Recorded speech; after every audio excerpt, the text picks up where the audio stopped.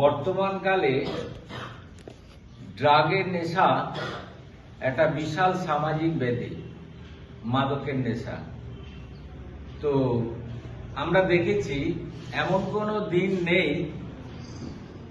সংবাদপত্র খুলি বা টিভি দেখি বা রেডিও শুনি, কোথাও না কোথাও কোনো না কোনো ভাবে মাদক চক্রের সঙ্গে জড়িত কেউ না কেউ ধরা পড়ে জেলে যাচ্ছে, কেউ সুসাইড করছে, আত্মহত্যা করছে মাদক না পেয়ে, কেউ চুরি করছে, মারপিট করছে, খুনোখুনি হচ্ছে। এই বিশাল ভয়াবহতা থেকে আমাদের কিভাবে আমরা বাঁচতে পারি? তো এটা একটা ভয়ঙ্কর রোগ, মারণ রোগ। এই রোগের কোনো সঠিক চিকিৎসা বলতে সেরকম কোনো কিছু নেই। একমাত্র আদর্শ চিকিৎসা হচ্ছে নেশা বিমুক্তি কেন্দ্র। তাই আজকে দাঁড়িয়ে আছি আশা নেশা বিমুক্তিকরণ কেন্দ্রে, আশা ফাউন্ডেশন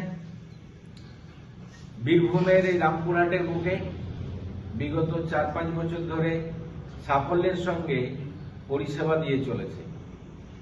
বহু নেশাগ্রস্ত ব্যক্তি এই সেন্টার থেকে ট্রিটমেন্ট নিয়ে জীবনের মূল স্রোতে, পরিবারের মূল স্রোতে তথা সমাজের মূল স্রোতে ফিরে তারা সুস্থভাবে জীবনযাপন করছে। তো এখানে আমি একটা বার্তা দিতে চাই, সেটা হচ্ছে যে পরিবারকে সচেতন হতে হবে। খুব ছোটবেলা থেকে আপনার সন্তান কিভাবে কোন দিকে যাচ্ছে তার দিকে আপনারা লক্ষ্য রাখুন। কারণ নেশা করার আগে কিছু কিছু পূর্ব লক্ষণ দেখা দেয়। কেন করে এগুলো?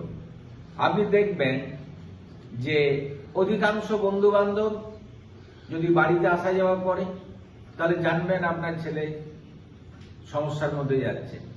যদি একা দরজা বন্ধ করে ঘরের মধ্যে থাকে আপনি জানবেন আপনার ছেলে বিপদে যাচ্ছে। হঠাৎ যদি বাড়িতে কোনো যাকে আপনারা চেনেন না সেই ব্যক্তির আবির্ভাব হলো, তাহলে প্রশ্ন মনের মধ্যে পড়বে, কেন এলো, কোথায় বাড়ি, কি দরকার? এই জায়গাগুলো থেকে আমরা বুঝতে পারি যে নেশার দিকে তাদের পা এগিয়ে যাচ্ছে। এছাড়া আরো অনেক কিছু লক্ষণ আছে যে জিনিসগুলো আমাদের অভিভাবক হিসেবে জেনে রাখা দরকার। ঘন ঘন টাকা চাওয়া, দেরি করে বাড়ি ফেরা, পড়াশোনায় অমনোযোগ, আপনার হঠাৎ হঠাৎ জিনিসপত্র বাড়ি থেকে হারিয়ে যাওয়া, বিশেষ করে টাকা পয়সা বা কোনো জিনিস যেগুলো বিক্রি করে কিছু টাকা পাওয়া যায়, এরকম অনেক পূর্ব লক্ষণ আছে। তো আমরা এই মেসেজটা দিতে চাই, এই নেশা করা হচ্ছে একটা রোগ, মারাত্মক রোগ, মারণ রোগ, ভয়ঙ্কর রোগ। সেই হাত থেকে যদি বাঁচতে চাই তাহলে সঠিক চিকিৎসা কেন্দ্রে আপনাদেরকে ভর্তি করতে হবে।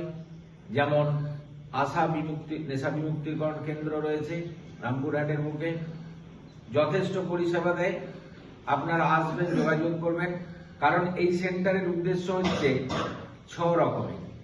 এই সেন্টার প্রথমে সমাজে কোথায় কোথায় নেশাগ্রস্ত ব্যক্তি আছে সেটা চিহ্নিতকরণ করে বিভিন্ন প্রচারের মাধ্যমে, পোস্টারিং এর মাধ্যমে, হ্যান্ডবিলের মাধ্যমে, মাইকিং এর মাধ্যমে। এটাও একটা সচেতনতার কাজ করে যাচ্ছে। যখন আমাদের কাছে কেউ আসছে আমরা তাদের চিকিৎসা প্রদান করছি। প্রথম হয় ডিটক্সিফিকেশন, অর্থাৎ শরীরের মধ্যে যে বিষ সেগুলোকে বার করি। তারপর আস্তে আস্তে তাকে কাউন্সেলিং এ নেওয়া হয়।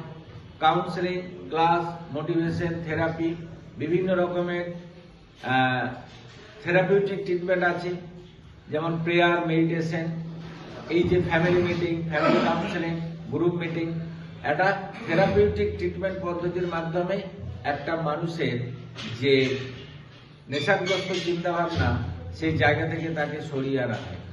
তো এইভাবে আমরা পরিষেবা দিয়ে চলেছি। তাই পরিবারের সদস্যদের কাছে আমার আবেদন, আপনার ছেলে যখন দেখবেন স্বাভাবিক আচরণ করছে না, মন মারা হয়ে রয়েছে, চুপচাপ হয়ে গেছে, বিভিন্ন রকম তার মধ্যে উপসর্গ দেখা দেয়, তৎক্ষণাৎ আপনারা আমাদের সঙ্গে যোগাযোগ করুন।